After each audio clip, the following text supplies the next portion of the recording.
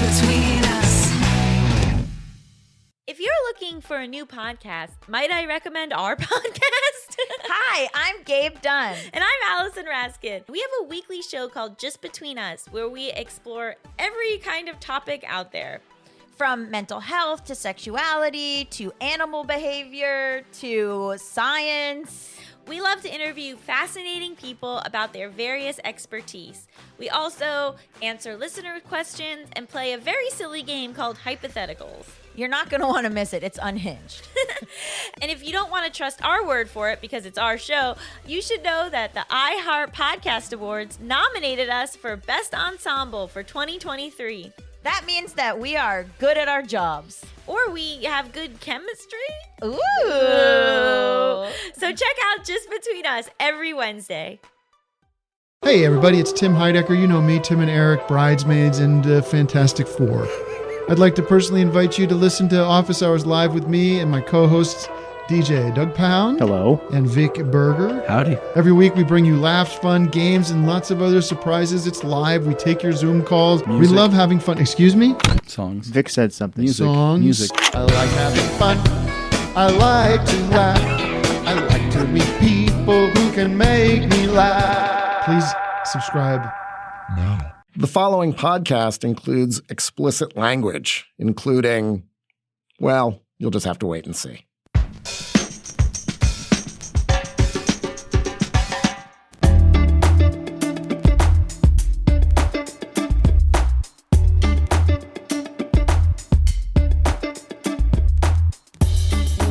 Hi, I'm Josh Levin, and this is Hang Up and Listen for the week of June 20th, 2023. On this week's show, we're going to discuss what comes next for the top two picks in the 2019 NBA draft, the Pelicans, Zion Williamson, and the Grizzlies, Ja Morant. Paul Tenorio of The Athletic will also join us to talk about the U.S. men's national team's big wins on the soccer field and their big decision to rehire coach Gregg Berhalter. And finally, Mick Akers of the Las Vegas Review-Journal will join us for a conversation about how Vegas became America's #1 sports town. I'm in Washington, D.C., and I'm the author of The Queen and the host of the podcast 1 Year.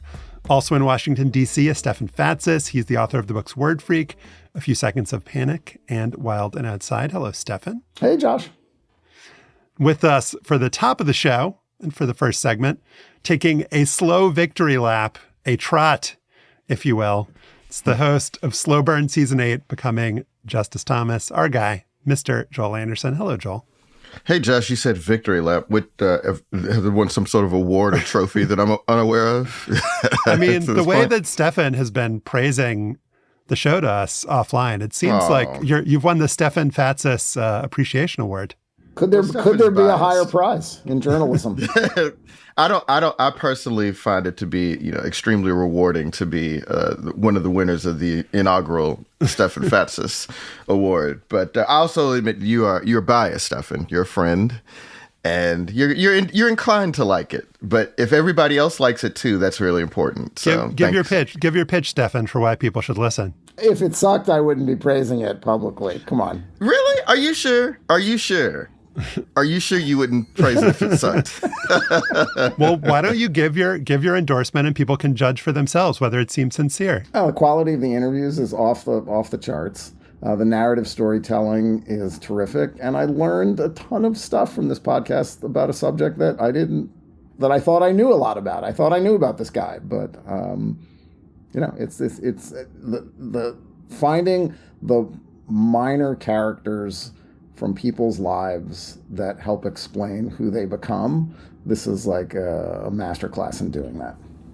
Oh, wow. Thanks, Stefan. Well, I accept that Stefan Fatsis Award with a great deal of honor and humility. I'm humbled. Thank you for saying that.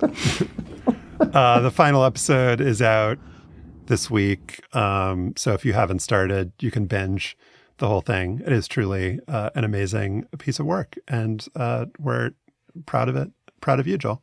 Well, Josh has a lot to do with it, guys. Don't let him try to duck credit here. He's right there in the writing process. so many of the things you like about this season are because they come out of Josh's brain as well. So don't pretend you got to come join me on this victory lap. You know how at the Olympics, after a relay team wins and they're all running around together, then you got to come around this track with me. So it would be an honor. I'll be maybe half a lap behind you. In our bonus segment for Slate Plus members, the Athletics' Paul Tenorio will stick around, and we'll talk about Lionel Messi's move to Miami and what it means for him and for Major League Soccer. You have to be a Slate Plus member to hear that. You get bonus segments on this show, on Joel's season of Slow Burn, and on other Slate shows. You get to listen to us ad-free. You get unlimited reading on the Slate site, slate.com/hangupplus, slate.com/hangupplus. It has been an eventful couple of weeks for the two guys selected at the top of the 2019 NBA draft. He said, euphemistically, Zion Williamson, who went number 1 to the Pelicans in 2019, announced that he was having a baby. And then, well, things didn't go so great for him after that. A woman he was allegedly seeing, Mariah Mills, tweeted on Monday, one in a long series of tweets, NBA, I have sex tapes of me and Zion Williamson, and he also has them on his trap phone. Trade him now. He doesn't deserve to be in New Orleans. 3 exclamation points, sex tapes dropping soon. So that's happening. And in the meantime, there are all sorts of rumors that the Pelicans are looking to trade the extremely talented and persistently injured Williamson on draft day, which is this Thursday, maybe to the Charlotte Hornets. So maybe the Pels wish they would have passed on Williamson back in 2019, not had all this drama. Maybe they could have taken the extremely talented player who went number 2 to the Memphis Grizzlies, or maybe not. Ja Morant was just suspended for 25 games for conduct detrimental to the league. That suspension came after Morant was seen wielding a gun on Instagram Live for the second time. Joel, let's start with Zion, though. I'm a Pelicans fan. I need you to tell me what I should be hoping for this week. Do I want Zion on the team? Do I want them to trade him? So the thing that's relevant here is that Zion is going to be 23 years old next month. He's been everything that everyone said he was going to be, maybe even better. So I was listening to a show the other day where they said that for his career, Zion Williamson is averaging 26 points a game on 60% shooting. In the history of the league, nobody else is even averaging 15 a night on 60% shooting. So, Josh, as a Pels fan, and presumably you know this because you watch them a lot, you cannot give that man up. There's just, I mean... Well, Joel, it's sort of like if... I'm sorry. I don't care what he does. I don't care how many porn stars he has relationships with and how many people he has babies with. Sean Kemp was an all-star and had like 14 kids. Okay? Well, none of that is relevant. That's just the kind of little spice to put on the top of the segment. But Joel, isn't it like if we were praising you for this amazing season of Slow Burn and you had actually only turned in 2 of the episodes? We're like, wow, he showed it was great. I sort of wanted to figure out what happened to Clarence Thomas, but you know, it was very promising Here's beginning. The thing, Josh, what do you think is more likely, that Zion Williamson is never going to get his shit together, and by the time he's 26 years old, is going to wash out, look like Oliver Miller? And for people that, for NBA fans that don't remember Oliver Miller, just Google him. Just Google Oliver Miller. Do you think that's going to happen? He's going to wash out, and that his off-court troubles are going to bring him low, or that he's going to mature and eventually get healthy, sort of like Joel Embiid did. Like, he was injured early in his career, eventually found the right training regimen or whatever, and get his shit together and become as productive or more so 2, 3, 4 years from now. I just feel like, don't you think the latter scenario is much more likely than him washing out or whatever? Like, I don't see a scenario where we're talking 10 years down the road and Zion Williamson's still not one of the best players in the game. I don't know, much more likely, maybe a little more likely, depending on, you know, who's working with him in New Orleans and what he decides to do and how his medical care is and whether his motivation is truly there. This is a guy that's also fluctuated a lot in terms of his obvious care for himself, right? He's ballooned in weight, he's lost weight, he's put it back on. there have been flags there physically. And whether those, even at age 23, are surmountable, I don't know that any of us knows.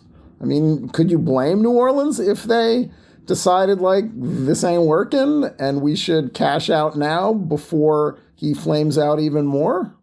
Well, Stefan, here's the thing. I mean, like, if he looks like he's never going to get healthy, I think that's another thing.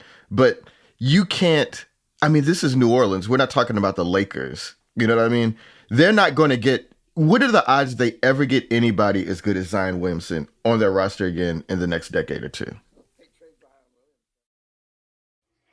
Yeah, I mean, so the reports are, there's lots of conflicting reports about they're never going to trade. There's no way they're going to trade him. They're definitely going to trade him. Like, it's run the gamut this week. But one kind of where I sort of land is that Zion is available.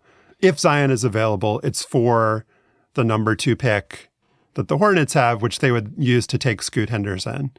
And he is somebody who would be the number 1 pick if not for Victor Wembanyama. And if they think that he is a potential franchise guy who is has less drama around him and is less likely to be hurt, then that's something that I think you have to at least consider as a franchise. But Joel, back to you, I think there's option 3, which I think is probably, sadly, as a Pelicans fan, the most likely option, which is that he is going to get healthy, but it'll be for another franchise.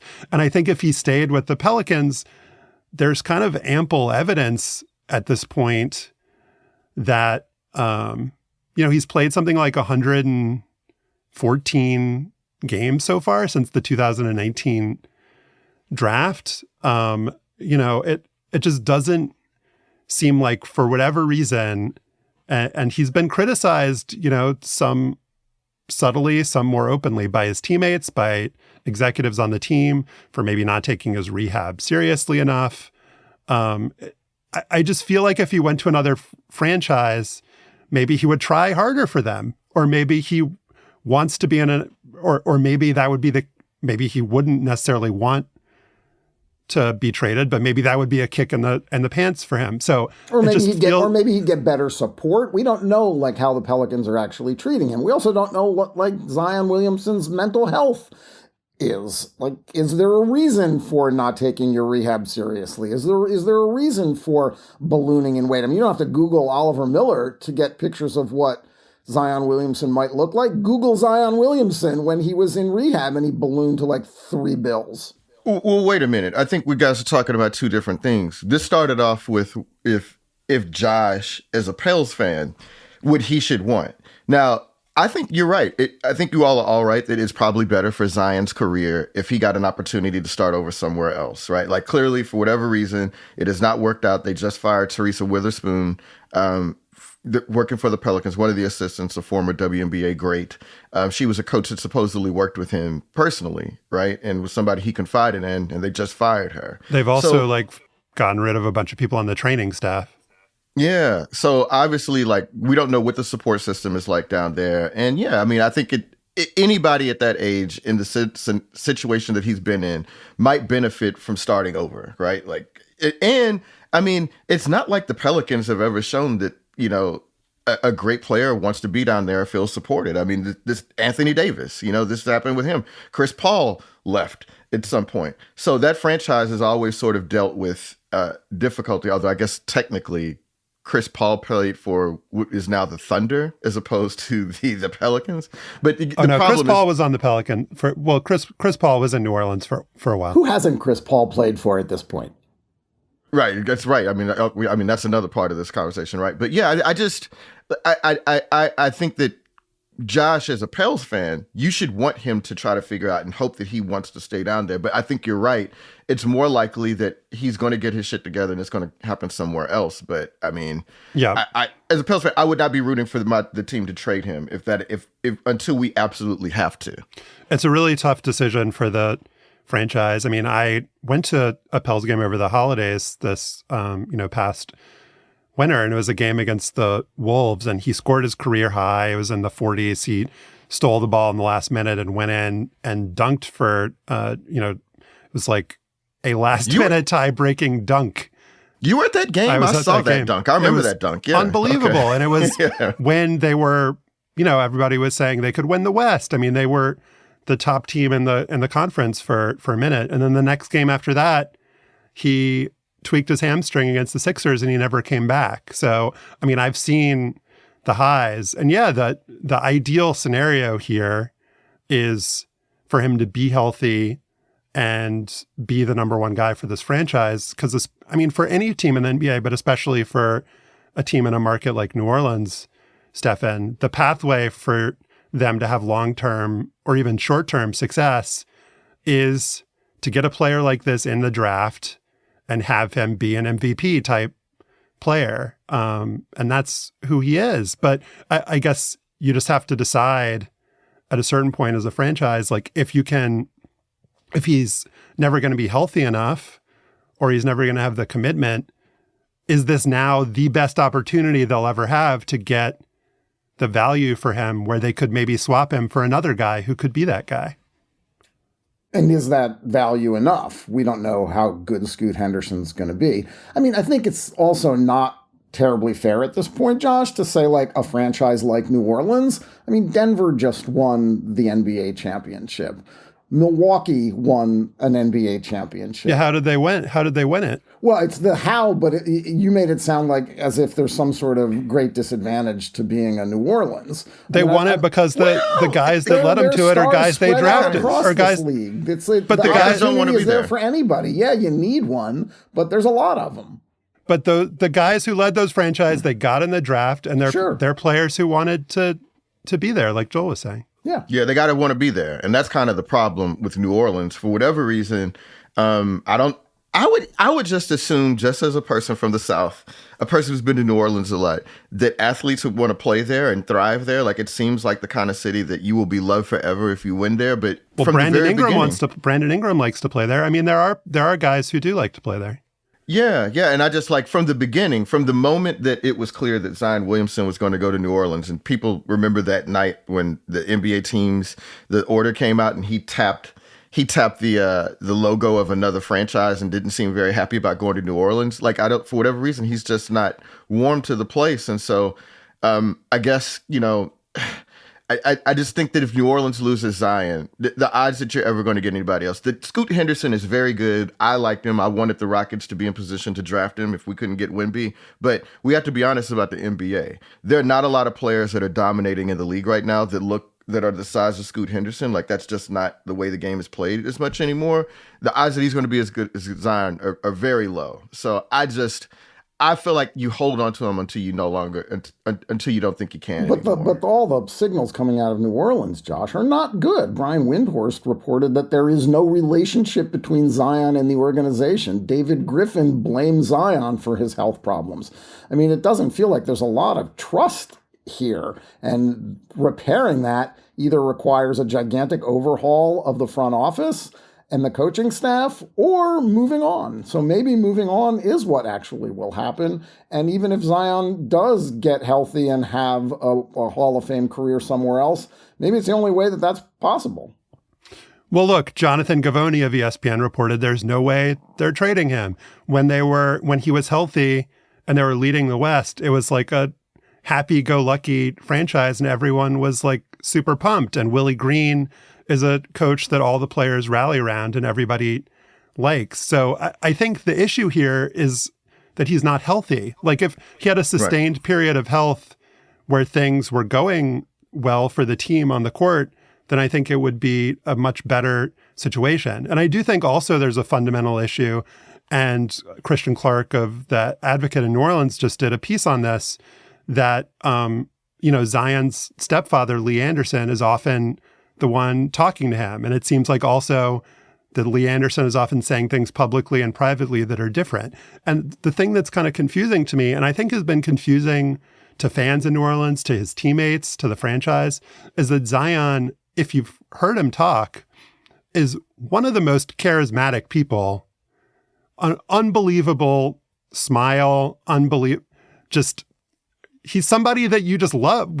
When you hear him talk, it's just like, there's something just incredibly like warm and charming about him. And yet he talks less than any player of kind of comparable talent or charisma in the league. And he does himself no favors by not speaking to the press. Like, not even, like, a lot of times in a smaller market, players will talk to the national press, but not the local press. I mean, Russell Westbrook was kind of famous for that, but he doesn't talk to anyone, really. And it just seems like he could have done himself so many more favors if he would just speak out and say, either, not even saying what he truly believes, just saying something, because there's a vacuum and all of these rumors kind of get pumped in to fill the vacuum because everybody knows what a valuable commodity is. And, since he doesn't play, then all there is rumor and speculation. Man, look, don't you think we projected a lot onto Zion coming out of school? Because I was kind of the same way. I was like, oh, he just seems like a really lovable guy, and that he seemed really polished, much more polished than he actually was. And this is where I remember, oh, wait a minute. Zion played at a very small private high school in South Carolina. He played at Duke, which is sort of its own bubble. And he didn't do a lot of the AAU hopping and stuff that a lot of a guy like Scoot Henderson does. He didn't, a guy in Zion's position typically is like a professional by the time they're 14 years old. That is not his path. So that's why I'm saying he's not even 23 years old yet. I feel like a lot of the issues that he has, even down to like preparation, taking care of his body, a lot of that is going to take care of itself within the next 2, 3, 4 years. And that people need to be willing to hold on to him. But yeah, I think you're right, Josh. Like it's actually kind of surprising that we're here with Zion because I thought, oh, this guy's sort of bulletproof. Like he really seems like he's charming. He's got his whole persona down together and it's all kind of falling apart. But the issue that we didn't take into account, which is you got to take in for everybody that is in that position, there are a lot of Mariah Millses in the world. You know what I mean? And you can't, that kind of stuff is going to happen to you. And if that stuff is going to affect his personality, his Q rating, well, I mean, that's just the kind of thing you got to go through at a young age. And I think he'll figure it out. Getting healthy, all that other stuff, finding teammates, finding a connection in the locker room, all that sort of stuff. They'll find it. Like you can make it happen if you want to. And I would force it to work. There's no way that I'm giving up Zion Williamson. Speaking of figuring things out, Ja Morant was suspended for 25 games on top of an 8-game suspension last season for wielding a firearm on social media, as Commissioner Adam Silver said in a statement on Friday of last week. Silver said the potential for other young people to emulate Ja's conduct is particularly concerning. Therefore, they believe a suspension of 25 games is appropriate and makes clear that engaging in reckless and irresponsible behavior with guns will not be tolerated. Josh, long enough? Not long enough? The NBA Players Association doesn't seem to agree with this suspension. What else could Adam Silver have done here? Well, it's not just that. There's also conditions for him to meet to be able to come back, right? So I think the open-endedness is sort of what bothered the Players Association. I think it was David Dennis Jr. who made a good point that I saw on ESPN, which was that oftentimes whether it's in sports or in society, there's this conflation of, punishment and like the idea that the longer the punishment, that means they'll have more remorse, or the longer the punishment it is, that means it's more likely he'll see the error of his ways and rectify his behavior. So I think that this is not actually, despite what Adam Silver might say, this punishment is not directed at him. It's directed at fans and corporations to say, we as the NBA take this very seriously. And whether it's a 10-game suspension, a 14-game suspension, a 32-game suspension, a season-long suspension, Joel, I think it has limited effect on what Ja Morant is going to do with his life. That has to happen from within him. It's a decision that he needs to make. And I don't think the NBA or anybody else can force him to do anything he doesn't want to do or doesn't feel like it's necessary for him to do to continue his career. I don't necessarily think that money is a driving force for everyone, right? Like everybody is motivated sort of differently. And this is an unpaid suspension, we should say, obviously. Right. So Ja Morant was suspended enough and missed enough games last year that it basically took him out of the running for all NBA teams, which cost him cost him north of $30 million last year, right? And this was before the second incident with the gun in a club. And if that's not a motivating factor, like losing that much money, then I don't know what way that you think can guarantee that Ja Morant is going to turn his shit around. And I think the other thing about Ja Morant that people need to keep in mind, and this is sort of the inverse of the Zion Williamson thing, the Grizzlies are actually sort of better without him. Like, they have a much better record than you'd think without him as a superstar. So I look at this and I'm like, well, man, if they look at Ja and they say, you know what, we don't know what motivates you, we don't know if you'll ever like get on the straight and narrow, we could ship you out of here. And I actually think that would be good for him. Like, I feel like, if Ja Morant left Memphis and Memphis looked at him and said, we already have a pretty good record without you. And, we don't know if you're going to get your stuff together. We don't know if you actually love basketball in the way, that a person of your star, or you value basketball in the career in the way that we would want somebody in that position, then maybe it might be good for him to leave Memphis. You know what I mean? Like, maybe like that maybe this is an incident where it's like, all right, maybe this guy truly needs to start somewhere else. The other thing I think we have a trade. Is that what you're saying, Joel? I mean, would you take Ja, Josh? How would you feel about that swap? I think I might rather have Scoot. Then you'd rather have Scoot than Ja? I mean, I think with Ja and with Zion, the calculus that you have to make, I'm just assigning random percentages here. You have like a 50% or a 25% chance to have an all NBA guy versus like a whatever percent chance to have whatever Scoot Henderson is going to be. Like, it's a very all or nothing kind of proposition. And it's just about your risk tolerance. And again, I think in a place like New Orleans and like Memphis, and probably for any franchise, there is a business consideration here around who do you want on billboards? Who do you want representing you out in the world? Like, Ja Morant with the Memphis jersey is probably the thing that is most closely connected to Memphis in the entire world. Right. So that's something you got to think about. I tell you what, Ja Morant, if you like flashing guns in places, and Memphis is a bad city, I mean, to do that in, I'm telling you, New Orleans is not a great city to be playing around with guns either. So so if you happen to end up down there, please, God, like, just keep it tucked. You know what I mean? Like, it won't work out for you the way you're rolling right now. Joel Anderson, Slow Burn Season 8, becoming Justice Thomas. You'll be back for a cameo appearance a little bit later in this episode, but everybody should check that out. Thanks, guys. Up next, Paul Tenorio of The Athletic on a very busy week for the U.S. men's national soccer team.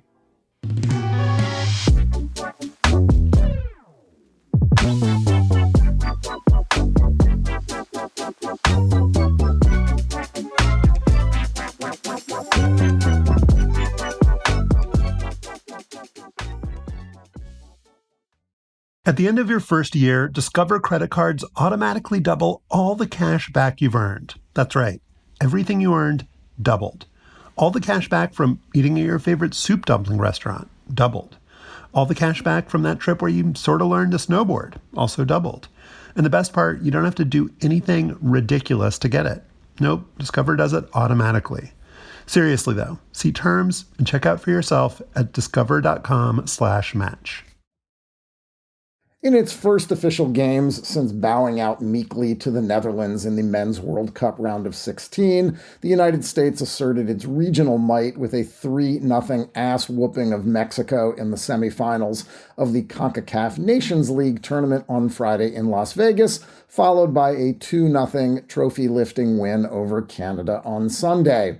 But the performances had to share the stage with news that the Athletic's Paul Tenorio broke right before the Mexico game: the return of Gregg Berhalter for another cycle as the national team's head coach. Paul joins us now. Welcome to the show. Thanks so much for having me. Good to have you, Paul. Let's start with the games. The Mexico match was a total shit show with 4 red cards in one of the most decisive U.S. victories over its old rival. Against its new rival, Canada, the U.S. dominated the first half, then sat back comfortably. We also enjoyed the senior team debut of Brooklyn-born, England-raised striker Falarin Balogun and the reemergence of Gio Reyna, who was the center of much World Cup controversy. Quite a weekend. Paul, you were there in Las Vegas. What stood out to you about the team's performance? I think what stood out was that they looked better in some of the areas where they needed to get better from the World Cup. And obviously it's a small sample size. I'm not going to make too much out of the two games. But there were two things that really fell short in Qatar. The first was their sharpness in the attacking third. There were numerous opportunities. I remember writing a story after the Wales game where, we pulled 9 or 10 clips of sequences where the U.S. got into the final third or were, in space in transition and they missed out on the last pass or they took a bad touch or they couldn't get the shot off. And, that was an issue. It wasn't a tactical problem. It wasn't a system problem. It was simply down to the connections in the final third, the player making the play. And I think we saw that especially against Mexico, that they were much sharper in those areas. Even against Canada, when you look at Balogun's debut goal, that was a good sign of a player who understood that Gio Reyna was on the ball in space, made a nice little run. Reyna played the right pass at the right time with the right weight, and we got the finish. The second was attacking set pieces. Both John Herdman and the U.S. players talked about it after the game on Sunday night. The U.S. was very, very good on attacking set pieces. They scored on one of them, Chris Richards on a header. They were dangerous throughout the night, and that was an area that the U.S. felt like they didn't produce, and they really didn't if you go through qualifying at all. And I think Gio Reyna's presence helps with that, his service for sure. But I think also they've worked on it and trained on it and made it a focus in this first camp, or second camp, I should say, with that A team. And to see improvement that quickly is a good sign as well. Yeah, and I would say, to kind of piggyback off that, in addition to shoring up weaknesses, it seems like the things that did work in Qatar were continuing to work, notably the Weah to Pulisic connection that was so fruitful in the World Cup and was a beautiful second goal in the Mexico game. And then also players, Paul, that I think if, for those of us who follow the men's national team players during the club season, when so many guys either weren't playing for their clubs or had poor form at their clubs, seeming to come into this camp and this game and, like Weah playing in a different position for his club, Dest not playing at all for his club, and just seeming like the talent is obviously still there. And it seemed like the sharpness was actually there as well.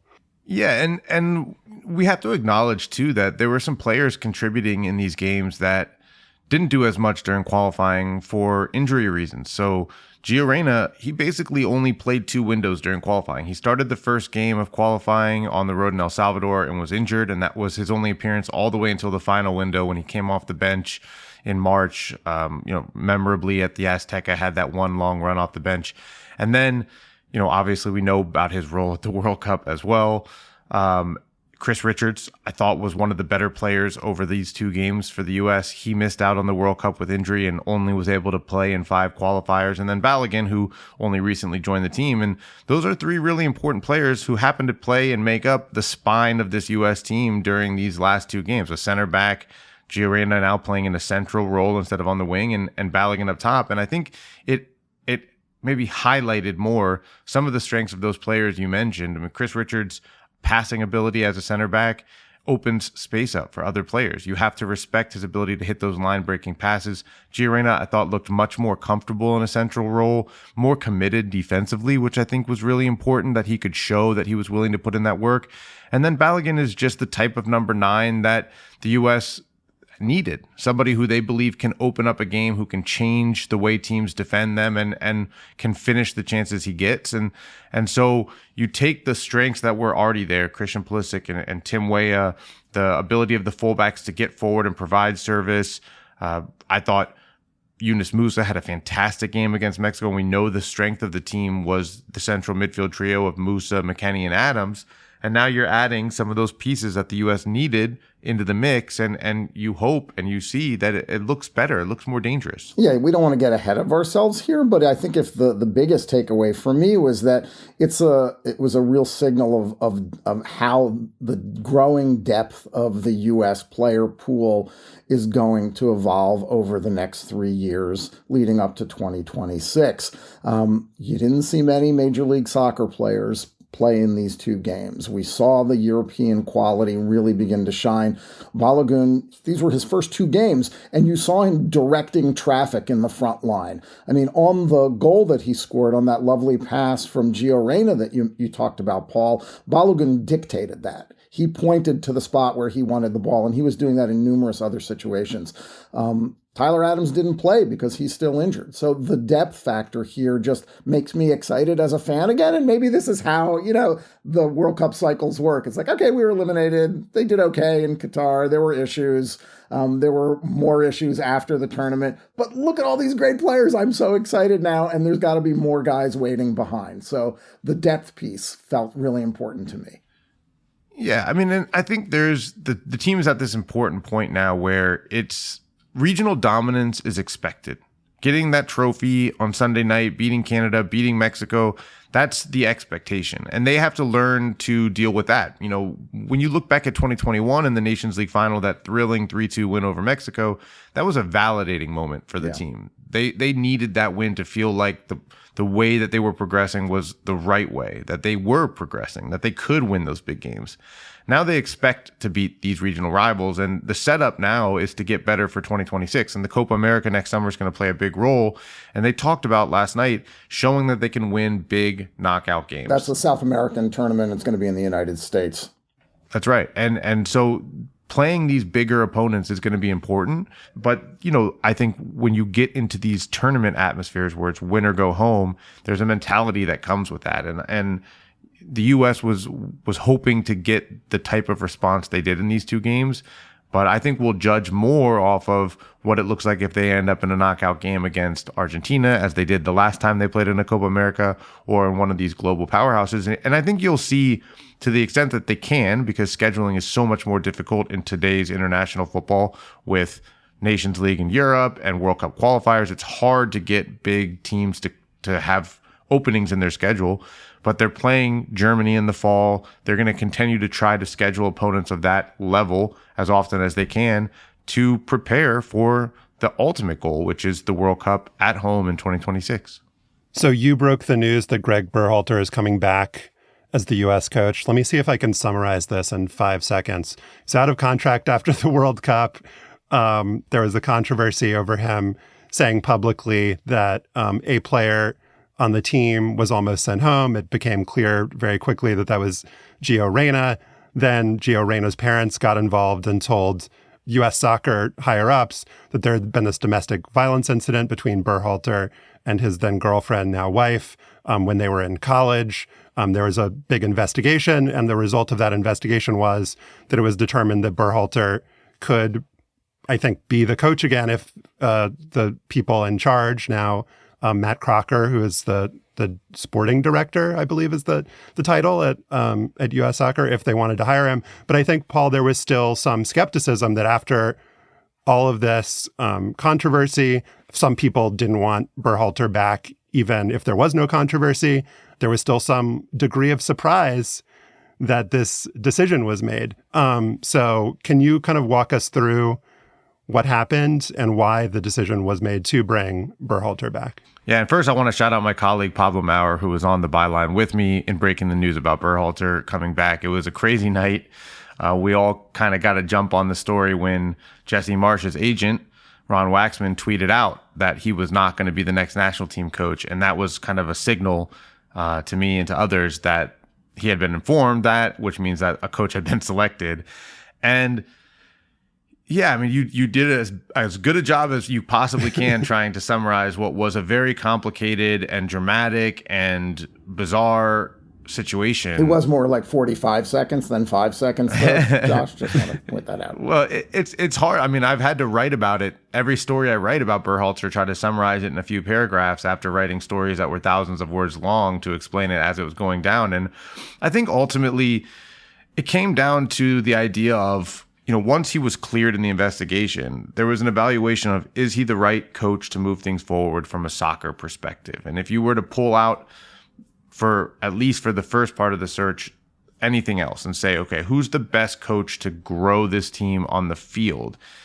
There was a strong argument to make for Gregg Berhalter. Fans don't like him, but or at least a chunk of very vocal fans on social media don't like him. But when you look at the performances of the team, you can see that there was real progression and growth in how they played.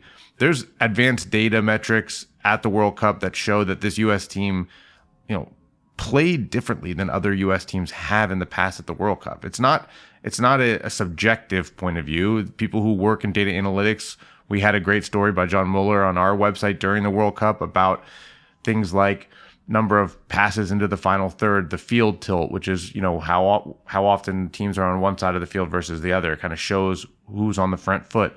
Number of recoveries in the final third to show how effective the U.S. was counterpressing. And in those numbers, the U.S. was not just one of the better teams in the tournament, but stack up very well in comparison to past American teams at the World Cup. So they had more control of games typically. They were much better at counter-pressing than U.S. teams have been in the past. They were better at getting into the final third. And, they matched what other teams have done in the past. Of course, they lost in the same round that many of the teams have, everyone except for the 2002 team, which advanced to the quarterfinal. And I guess ultimately that's what you're going to be judged on. How far do you go in the World Cup? But to have done those things with a team that was the second youngest team at the World Cup, I believe Nigeria was the only team that was younger, and a lineup that was what I think they had like 3 or 4 of the 5 youngest lineups fielded at the World Cup. It spoke to kind of the argument in favor of Berhalter, that he had instituted this style of play. More importantly, had instituted a culture that the players were talking about, believed was a key part of that success. And so based on that evaluation, they clearly felt he was the best candidate. But I think we should acknowledge 2 other factors that I think played a role. One that they publicly addressed and kind of, didn't really confirm or deny. I think more tried to deny it, but didn't completely. And the other, that's the big elephant in the room. So the first is, this is a home World Cup. And so I think having an American coach for the World Cup at home in the U.S., and there's all sorts of discussion about the fact that no foreign coach of a national team has ever won a World Cup. But I think we know that the 2026 World Cup is going to have these huge responsibilities for a coach to be the face of the tournament in a way, to sell the sport and sell the tournament to the American people, to be able to go on Good Morning America and all these talk shows and present and understand the history of the sport in this country and what this tournament means. And so Gregg Berhalter's American and Jesse Marsh is as well. And so maybe the pool started to narrow down if that was an important factor. And to be clear, Crocker said at the press conference that he didn't really narrow the pool down to just Americans. However, he felt that being an American gave them a competitive advantage. Gregg Berhalter being an American gave them a little bit of an advantage because of those understandings. The other is Gio Reyna. And the reality is that all of those things that happened, there was this deeply personal 30-year-old incident that occurred that was brought up by Gio Reyna's parents and essentially to push Berhalter out of this position. And now he's back as the manager. And so Gio Reyna is one of the best young players in the program. So there had to be a belief that Berhalter could navigate those issues. And that's still to be determined. Berhalter hasn't spoken with Gio Reyna yet. And he acknowledged that there is going to be work to do there. And that to me is the other factor. But I don't know. I think there's an argument to be made once that investigation cleared him, how much that part of it should have factored in. But it had to have, right? You had to believe and endorse that Gregg Berhalter could fix those issues, could work with Gio Reyna and still move the team forward. I'm going to push back a little and give the sort of the social media critic side of the hiring or the rehiring of Gregg Berhalter. One is that it continues to reflect a sort of insularity inside U.S. soccer. Berhalter was originally hired when his brother was a senior executive at U.S. Soccer. 2, there were a lot of questions about his personnel choices, both for the World Cup and during the World Cup, and questions about whether he's a very good in-game coach, if he's on the same level as top world team national coaches. 3, is what happened after the World Cup and whether these kinds of things should be disqualifying. I mean, Berhalter sort of spoke very much out of turn at this leadership summit where he basically outed Gio Reyna as being as not working hard enough and not contributing to the team and leaking these internal details, including that we almost sent him home from the World Cup. Obviously, the Reynas should lose here. The parents, they were in the wrong. But Gio Reyna is going to be a very important cog, as we saw this weekend. He played in a position that Gregg Berhalter did not play him in his appearances with the national team. And for all of the praise that national team players gave in advance of Berhalter's hiring, Christian Pulisic, Tim Weah, Anthony Robinson all publicly talked about their support for Berhalter. I don't know whether U.S. Soccer asked Gio Reyna what he thought. I mean, he's not on the leadership council of players, but seems like he's going to be an important figure going forward with this team. He's only 20 years old. And that should be a huge criteria too. So I think there are arguments to not bring him back. And there certainly are other Americans that could have been considered and certainly were considered here. Yeah, I mean, of course there are arguments not to bring him back. Of course. I mean, there are so many different ways you could think about the best way to push the American team forward. Patrick Vieira was one of the candidates that was leaked as part of this process. I think Patrick Vieira would have been a phenomenal coach tactically, his mentality of how to play to push this team forward. And he also former is French national team player. Right, a World Cup winner who starred in the Premier League at Arsenal and with the France national team. Also is familiar with American soccer, coached at New York City FC and Major League Soccer, knows some of these players, can certainly relate to what they're going through as somebody who had a professional career in Europe and again, whose ideas as a manager we've seen at the club level, I think would have fit well with this group.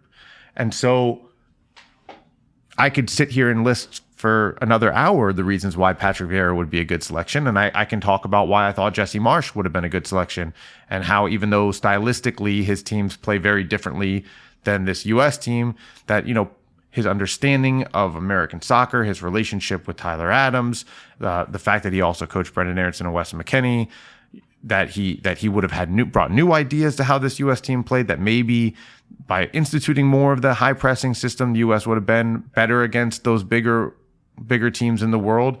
You can make an argument all the way around. And I'm not saying that Gregg Berhalter was the only choice or the clear choice, but I think, you asked why U.S. Soccer would have done it or what their justification was, and that's kind of where they landed. But I think we do have to recognize that these issues are still to be tested, that we spoke about, that U.S. Soccer believes will occur. We don't know yet. Berhalter didn't coach in the Nations League these last two games. He won't coach in the Gold Cup, which will be with a different squad. He hasn't met with Reyna yet. He also hasn't spoken to some of the players he left off of the World Cup roster who felt a little bit bruised. Now, that's a normal part of coaching a national team. You're going to cut people from a World Cup squad. I wrote a story going into the tournament about what it feels like to be one of the last people cut from a national team. And I spoke to Sasha Kljestan about how his relationship with Bob Bradley changed in that moment and how long it took to really get to a point where they could have a relationship again. It's a normal part of coaching a national team, but it's still now a part of being a second cycle coach. If you're going into the second cycle, you have to navigate those issues with Ricardo Pepi, with Zach Steffen, people that didn't make that team. And we don't know how that will go. You hope it goes well, but those are some of the risks you take in bringing Gregg Berhalter back. And I think the other thing that stands out that makes Berhalter different than any of these other coaches is the fact that there is this very volatile anti-Berhalter segment of the fan base. And if you bring a new manager, you don't have to deal with that. By bringing Berhalter back in the midst of that, it is a part of the energy that's around this national team, that there are a lot of people who did not want him back and were very upset that he's back and are going to continue to be vocal about it. And in today's world, social media means everyone has access to people's pockets that they normally wouldn't, and into their minds and into their perceptions and potentially into the energy in the locker room. And so I think that had to be weighed as well. And how much do you balance that out against what players are telling you privately and coming out and saying publicly? Where do those opinions matter more, and how do you factor all that in? I'm not sure, but it is just a pure truth that there is an element of social media, USMNT Twitter, that just didn't want Berhalter back, and now that segment is going to continue to voice those opinions for the next 3 years, or as long as Gregg Berhalter is manager. Yeah, it's funny that you say that, Paul, because I was going to say something similar, which is this might be overly simplistic, but it feels like the choice here is to prioritize locker room comfort and locker room. It seems like, at least publicly, like the feelings in the locker room over the feelings of the fan base, that like there would be some unhappy players. It seems like if Berhalter wasn't hired, maybe not all the players. We haven't heard from Stefan, or we haven't heard from Gio Reyna. But the thing that is so fascinating to me is that the kind of referendum on Berhalter's next cycle and his tenure, it's not going to involve World Cup qualifying. The only kind of logical breakpoint here where they could fire him and move on to another coach is after Copa America. Like, there's not going to be any other data point in the next 3 years where you could say the coach isn't doing well. It's all going to just be people's opinions based on very little. And so I think the fact that there's no qualifying for people to be like, I was wrong about, like, nobody's going to say I was wrong about Gregg or I was right about Gregg. Like, when could that possibly happen except during Copa America? Everything is going to just be, and the sample size is so small, just based on whether somebody has, like, finishes a shot in front of goal in one game in Copa America. We're going to decide if this was a good hire or not. I mean, it's going to be fascinating to see how that all plays out. Yeah, I think I learned last cycle and spoke about it often with my colleague at the time, Sam Stejskal. People don't remember anything else in a cycle, really remember it besides the World Cup. That's what you're judged on. Where you finish in the standings in CONCACAF qualifying, no one remembers that. There have been American teams that the 2002 team, that had to get big wins on the final days of multiple rounds of qualification to get to the World Cup. And then they went to the World Cup quarterfinals, and they are one of the most influential and important World Cup teams of all time for American soccer. So, to your point, yeah, you'll have the Copa America, but really this hire is more than likely going to be judged on what happens in 2026. And can Gregg Berhalter get this team to the next stage? Can he get them to the quarterfinal round? Can he get them to the semifinals? That will be where we judge pass-fail, because, like you said, there's no qualifying. There's Copa America next summer. And so the opportunities really won't be there. And it's actually more legit than I think in any cycle ever in the history, the modern history, to judge a coach on whether they do well. Like, if they don't do well in this World Cup, then that is definitely a failure as compared to any World Cup that I can remember. But fail or succeed, he's not coaching for another cycle after that. That would be extremely unlikely. I think we can all agree on that. I will point out for fans who are listening to this is an incredibly important summer for this national team, away from the field of what the American team is doing. You have a group of young players, some of whom are entering their prime, some of whom, like Gio Reyna, are still very young, 20 years old. A lot of whom are facing major career decisions at the club level. Christian Pulisic is leaving Chelsea. Tyler Adams and Brendan Aronson are leaving Leeds. Weston McKennie is leaving Juventus. Yunus Musa likely leaving. Go down the line. Balogun was on loan last year. He has said last night, I am not going to go on loan again. He'll be leaving to a new club. Miles Robinson, out of contract at the end of the season. He'll be leaving to a new club. Chris Richards only played 5 games last year for Crystal Palace. He needs to find somewhere to get Serginho Dest.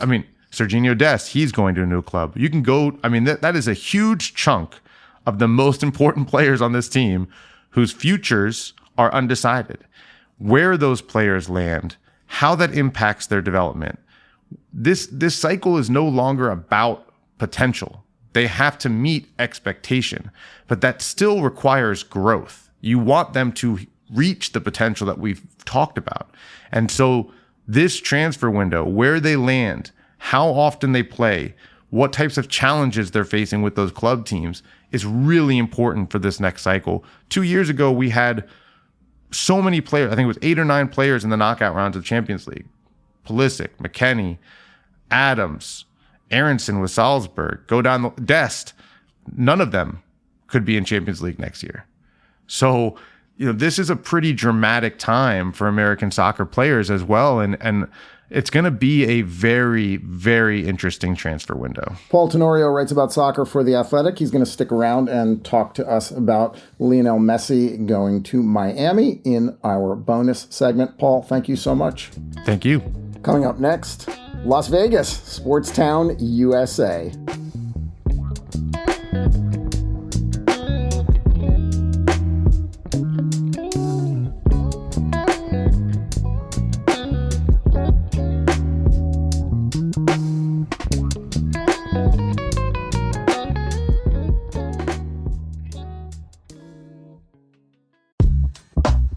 Reboot your credit card with Apple Card, the credit card created by Apple. It gives you unlimited daily cash back that you can now choose to grow in a high-yield savings account at 4.15% annual percentage yield. That's more than 10 times higher than the national average savings rate. Apply for Apple Card now in the Wallet app on iPhone and start growing your daily cash with savings today. Apple Card subject to credit approval. Savings is available to Apple Card owners, subject to eligibility requirements. Savings accounts provided by Goldman Sachs Bank USA, member FDIC. National average savings rate is from FDIC website. Terms apply. Have you heard about Fairy Tale? The #1 bestseller from legendary storyteller Stephen King? King ventures into the deepest well of his imagination in this spellbinding novel. It follows a 17-year-old boy in a parallel world where good and evil are at war, and the stakes couldn't be higher for that world or ours. The New York Times Book Review calls Fairy Tale a page-turner driven by memorably strange encounters. Fairy Tale by Stephen King. Buy your copy today. In 2016, Las Vegas, Nevada had 0 major professional sports teams. Now there are a whole lot more than 0, with more on the way. The Golden Knights, who won the Stanley Cup last week, were the first to come in 2017. They were followed in 2018 by the Aces, who won last year's WNBA Finals. The NFL's Raiders came in 2020, and although it hasn't been totally finalized yet, it's looking more and more likely that the A's are going to move from Oakland to the desert. Plus, those soccer games we just talked about, the Nations League, those were in Las Vegas at the Raiders Stadium. There's a Formula One race coming in November, and a Final Four and a Super Bowl coming soon. And LeBron James has said publicly that he hopes to own an NBA team in Vegas someday. So kind of a lot of change in just 7 years. Joining us now is Mick Akers. He's a sports business and transportation reporter for the Las Vegas Review-Journal. Mick, welcome to the show. Hey, thanks for having me. So before we get to the present, let's look back at the recent past. And it wasn't that long ago that not only did Las Vegas not have any of these professional sports teams, that it was actually the third rail for these professional sports leagues. The idea of moving a team to Vegas was just a complete no-go. You've been there for decades. What do you remember about that period? Yeah, obviously we basically relied upon UNLV back in the heyday of the Running Rebels and the 1990 championship, after that and Tark, all that issues. It was kind of, following them, but they didn't have the success that they had, previously. So that was the team that everyone kind of was rallying around. We also, have had the AAA team with different names out here for several years. Then all those makeshift semi-pro teams that came and went usually last a year or maybe 2 if they're lucky. And then, everyone was just kind of clamoring for professional sports out here. As we kept growing and growing, we started getting the NBA Summer League, which, that was a pretty big deal. And that kind of, the NBA says, hey, we think this is the first professional sports team that came here is the Summer League itself, which, it's kind of funny that now they're actually looking maybe to put a team here. But yeah, so, it was a long time coming.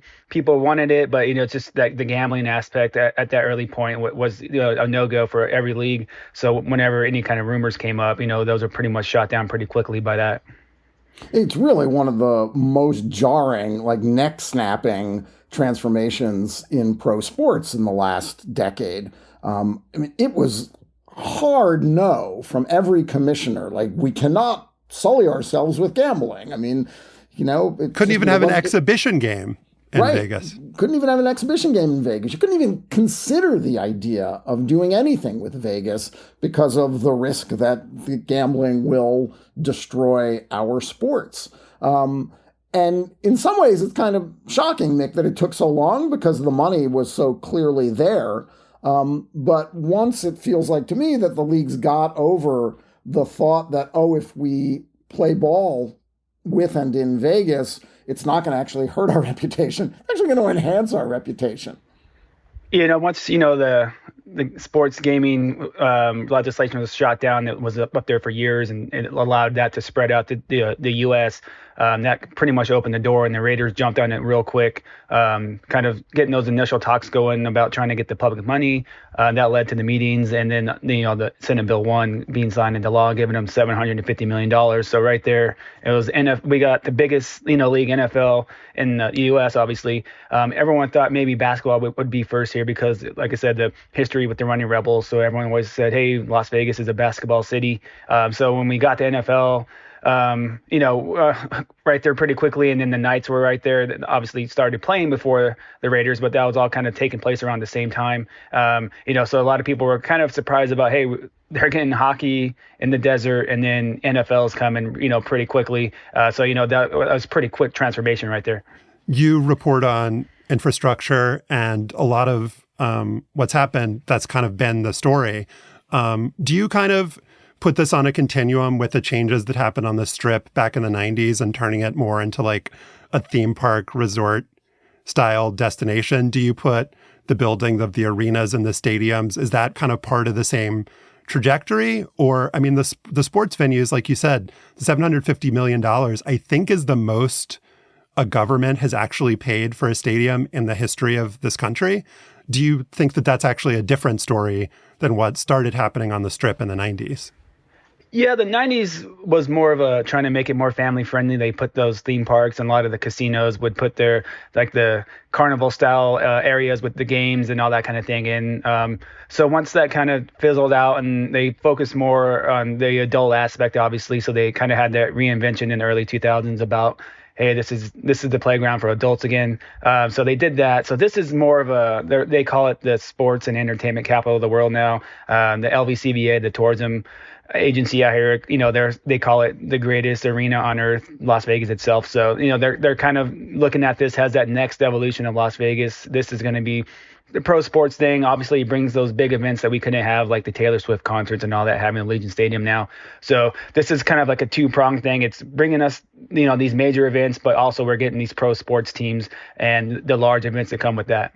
With the pro sports teams, Mick, each league sort of had different concerns coming in. Hockey in the desert. There had been a minor league team, but will this work? The NBA feels like a lock, but it's the last one to show up. The NFL is the NFL. You figure between locals and tourists, you'd get enough in terms of attendance and corporate sponsorship. The Golden Knights, though, has been the big shocker. For whatever concerns that existed prior to the team arriving, those were all dispelled instantly. This is a team that sells out above capacity, made the playoffs almost immediately. It won a Stanley Cup in its sixth year, which was actually predicted by its owner. Do the different sports have sort of a different level of appetite? And is what the Golden Knights have done replicable with baseball potentially coming to Vegas? Yeah, replicating that's going to be tough. Obviously, their first games were just after October 1 shooting in 2017. So obviously the people here were looking at something to rally around, after the tragedy. During their opening game, they had this big ceremony kind of honoring everybody that was lost in the shooting. So the fans kind of gravitated around that, and that kind of built throughout that first season, obviously leading up to the Stanley Cup final where they lost. But, that magic season, like the fans were kind of rallying around that. So they kind of call this team, Vegas's team. Obviously, they started here. They call it Vegas Born is their hashtag. It's taken off, pretty big out here. So the A's coming out here, it's going to be tough to replicate that. It's going to be a little bit different.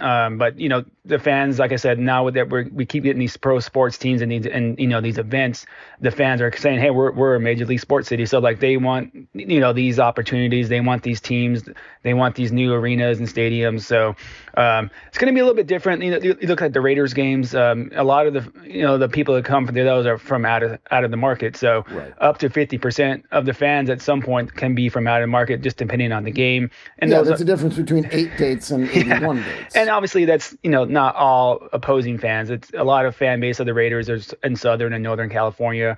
And, a lot of them also bought season tickets. So, that was a kind of the deal with that.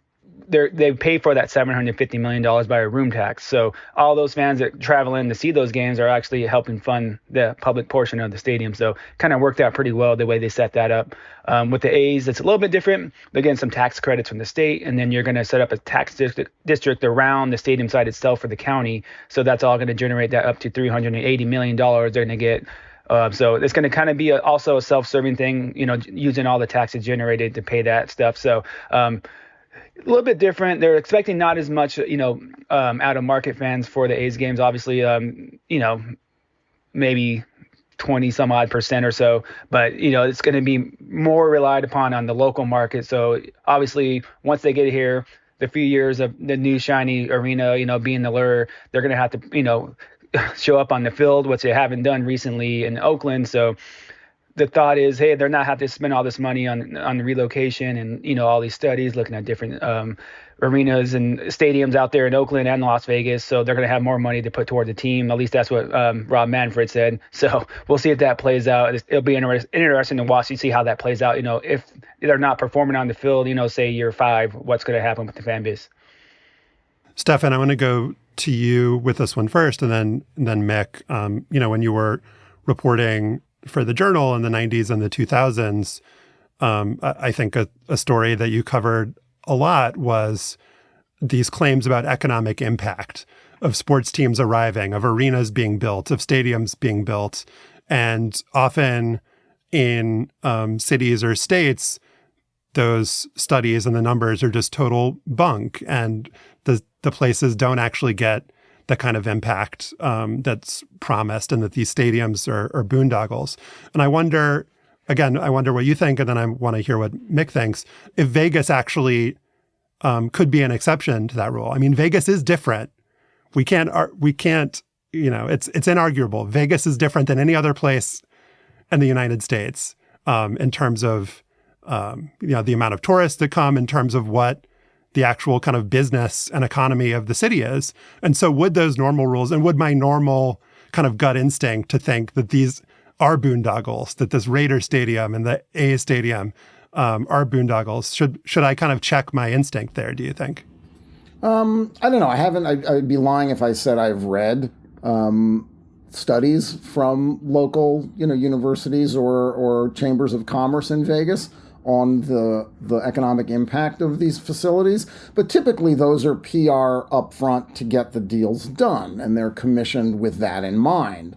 I mean, ultimately, all that really matters is whether a municipality wants to have these facilities. And, the smartest thing for cities to do is to justify the costs and the spending, not on whether it makes economic sense, jobs produced. A lot of these jobs are seasonal, they're part-time, they are construction up front, but more just to say, we want to be a major league city. And the one thing that Vegas is very good at is not bullshitting about its ambitions. Vegas is happy to say, look, our entire economy and ethos is grounded in our name, who we are and what we offer, and that is entertainment for people. And I think that's the similar pattern that we've seen here with sports. Vegas isn't saying, oh, we need this to regenerate downtown. They're saying it, and they're giving these hundreds of millions of dollars to leagues and teams because they want to be able to say, we are a major league city. Do you think that's a fair assessment, Mick? Yeah, especially early on with the Raiders and, the $750 million. all the people I talk to with the sports teams, they say, hey, Vegas is a get to yes city. Like they'll get to yes eventually. So like you said, they want to, have their foot in the door there, and they want to be part of the major league sports after all these years when we couldn't be. And you look at some of the studies that with the Allegiant Stadium, some of those numbers, they surpass pretty largely, especially with economic benefits and all that. So they use that during the A's meetings as well and saying, hey, we had these estimates and we blew them away. And so people questioning the ones we have for the A's ones, we're going to prove you wrong as well. So as long as, this model keeps working out for them, obviously heavily relying on tourists out here, and that's helping that cause. I think you'll continue to see the success there. We also, you mentioned the NBA looking, potentially, have a team out here. We have Oakview Group looking to build a up to $10 billion project, mixed use, all kinds of, hotel, arena. It's going to be right next to a high speed rail station with the Bright Line. So that one's they said they're not going to ask for any kind of public assistance on that. So that's a few years out if that comes to fruition, and we'll see how that plays out. But I would say they're happy to give this money. Obviously, it takes a minute. They take these special sessions of the legislature to get these things done. But once you get, all this, excitement up, it's hard for the people up there to say no.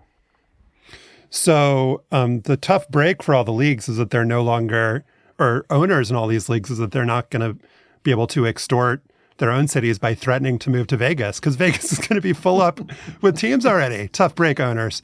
But Mick, the Super Bowl is coming in February, right? Yeah, kind of looking towards that already. Yeah, so I know you're a boxing guy.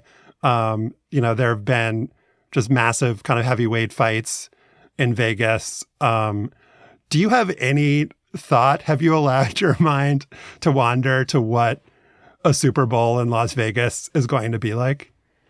Yeah, so I went to this past year's Super Bowl in Arizona, and went and talked to a bunch of people and kind of got what they thought, because obviously Arizona was a little bit different. Everything was so spread out there. You had the downtown area where they had all the fan stuff, then you had ESPN, some other people out in Scottsdale, and then you had Glendale where the actual game was taking place. So there was a massive area you had to go to for each one of these events. Here in Las Vegas, it's going to be within 5 miles of for everything here, so a little bit more condensed. A lot of people are kind of looking forward to that. Obviously, Vegas with all the parties and all that, because you saw some of the stuff out there in Arizona. The Wynn nightclub, Wynn out here in the resorts, they had a few parties out there with Shaq and some other people. So it's kind of, you got a little taste of Vegas out there, but you come out here and that's going to be like tenfold. It's going to be up and down the strip, every single property that has a nightclub. You're going to have all these events every night. People are obviously going to see the gaming aspect, and we have the fine dining up and down the strip. We have all the shopping and all that. I think it's going to be pretty crazy, because even after the Super Bowl, I went back downtown Phoenix expecting, people to be out there having a good time, enjoying, the win. I went there and it was a ghost town. There was no one out there at all. So I was super surprised by that. Obviously, after our Super Bowl, the strip's going to be packed. People are going to be out there partying like, they were for the Golden Knights, I would say. A lot. I'm expecting a huge difference from what I saw out in Arizona. Mick Akers is a sports, business, and transportation reporter for the Las Vegas Review-Journal. Mick, thanks so much. Hey, thanks for having me.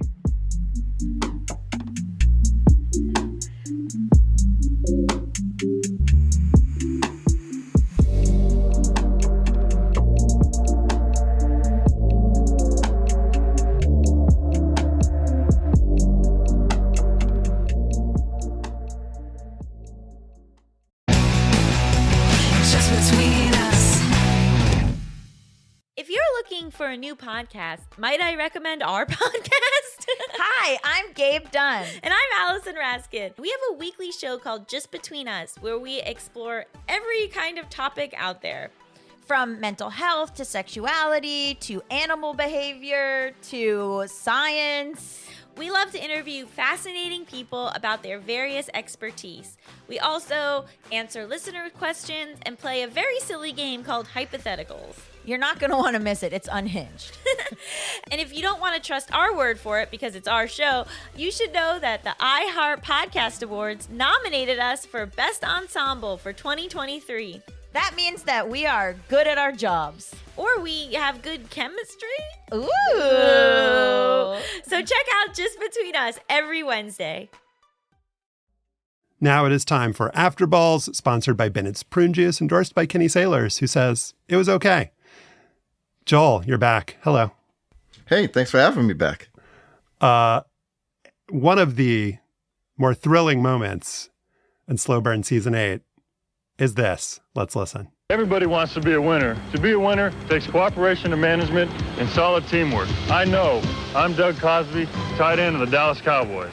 Players have to work together for a football team to be successful. It's the same thing with jobs. Employers and employees must work towards the same goal. Equal employment opportunity is the law, and it will be enforced. But teamwork also pays off. For further information, call the U.S. Equal Employment Opportunity Commission. Great music, first of all.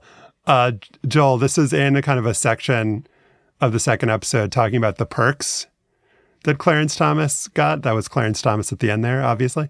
The perks that he got as being chairman of the EEOC. I guess if you're chairman of the EEOC, you get to be in a public service announcement with your favorite NFL team. Doug Cosby. And, his Clarence Thomas's good friend and former assistant, Armstrong Williams, had said that Tony Dorsett was involved in that ad, which is, Armstrong is a bit of an exaggerator because I did not see Tony Dorsett in that ad. Maybe his scenes got cut. Doug Cosby. Maybe his scenes got cut. Yeah, maybe that's right. That's true. Maybe Tony wasn't great on camera, right? Or maybe Tony was a Democrat and we don't know. But at any rate, Doug Cosby, man, that's what you could do. He had his own driver. He was able to buy himself a Camaro, and he could, figure out a way to, pose with the Landry era Cowboys, which, the one thing that's kind of interesting about that is that the Cowboys have a pretty diverse fan base, and there's a lot of reasons for why a guy who lives in D.C., a black man who lives in D.C., may have rooted for the Cowboys once upon a time.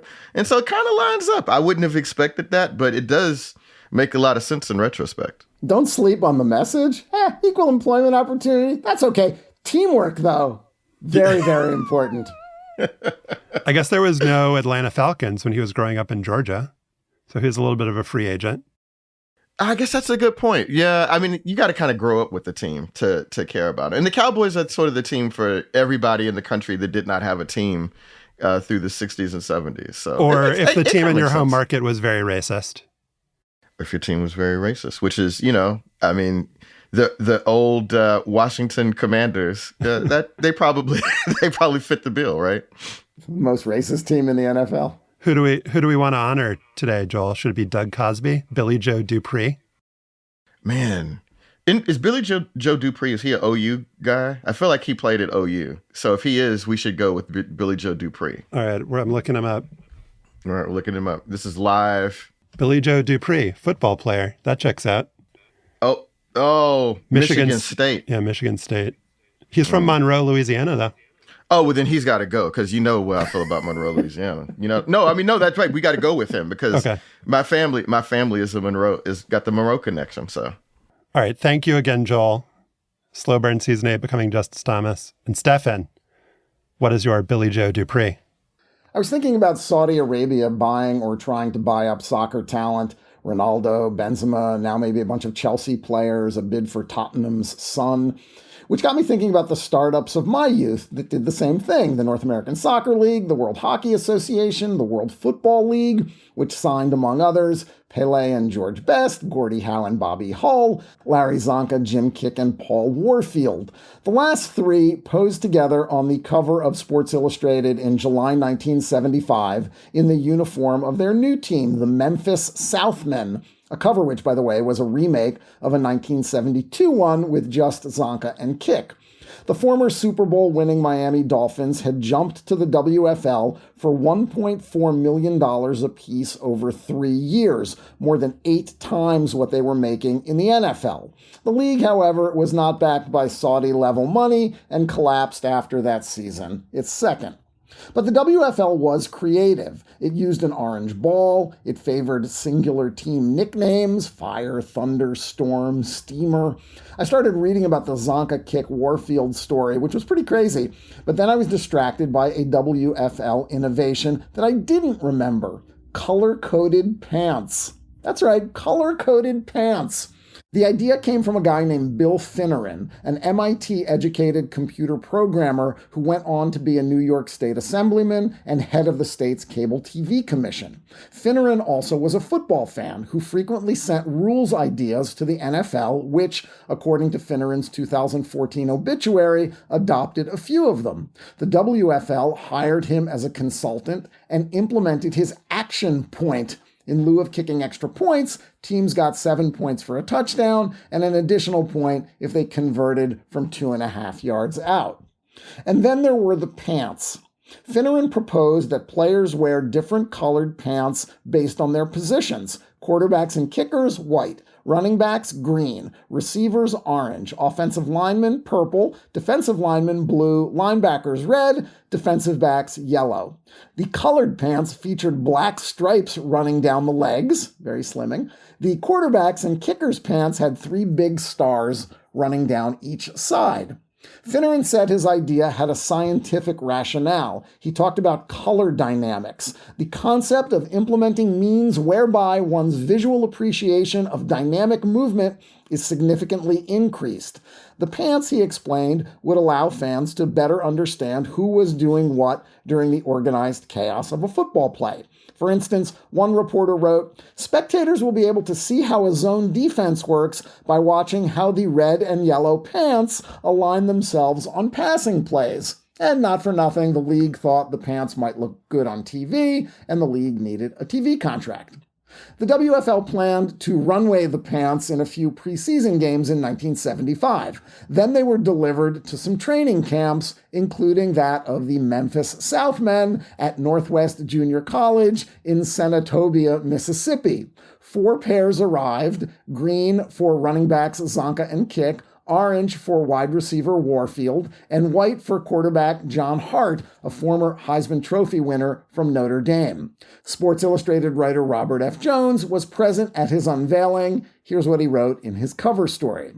Warfield studied his orange bags with the black vertical stripes for a long, serious moment. "I've spent 11 years in professional football trying to build a serious image," he said finally. "I'm too far along in my career to begin playing Emmett Kelly." Emmett Kelly was a famous circus clown. "I'd look like a lime tree," Kick said of his greenies.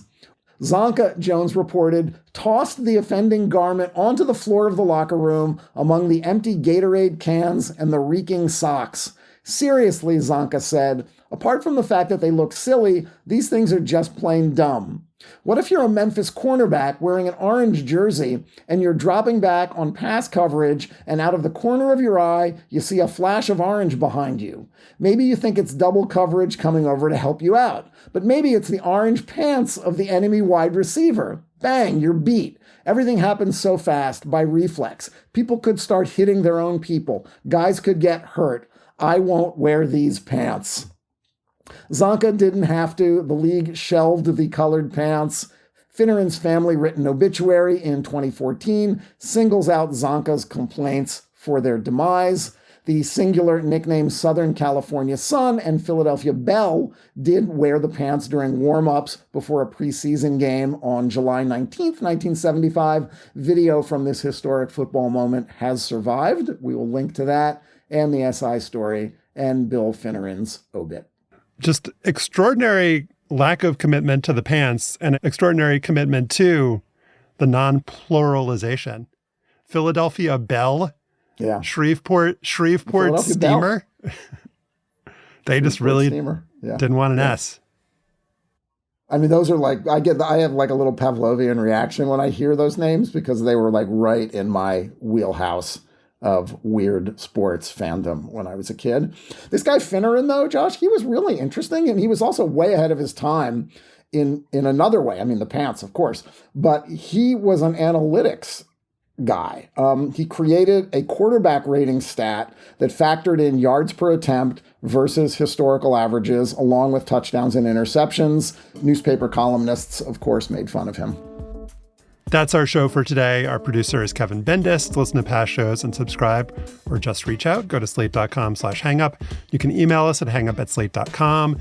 And don't forget to subscribe to the show and rate and review us on Apple Podcasts. For Stefan Fatsis and Joel Anderson, I'm Josh Levin. Remember Zelma Obeidi, and thanks for listening.